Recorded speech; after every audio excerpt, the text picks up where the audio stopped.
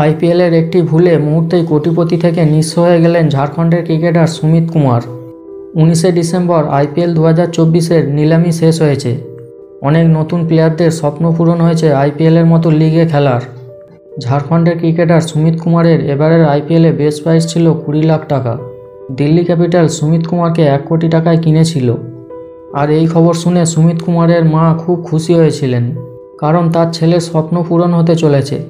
কিন্তু এই খুশি বেশিক্ষণের জন্য থাকেনি, কারণ দিল্লি ক্যাপিটালস ঝাড়খণ্ডের এই সুমিত কুমারকে কেনেনি, একই নামের হরিয়ানার ক্রিকেটার সুমিত কুমারকে কিনেছিল। টাইমস অফ ইন্ডিয়াকে দেওয়া একটি সাক্ষাৎকারে সুমিত কুমার বলেছেন, আমি আইপিএলে প্রথমবার টিম পেয়েছি বলে মা খুব খুশি হয়েছিলেন, কিন্তু পরের খবরটা জেনে মা কেঁদে ফেলেছিল।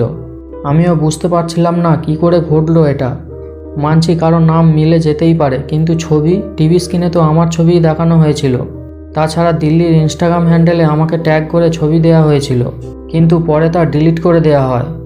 দিল্লি ক্যাপিটালসের মতো একটা বড় টিমের কাছ থেকে এটা একদম আশা করিনি। ওরা আমার এবং আমার পরিবারের আবেগ নিয়ে খেলা করেছে।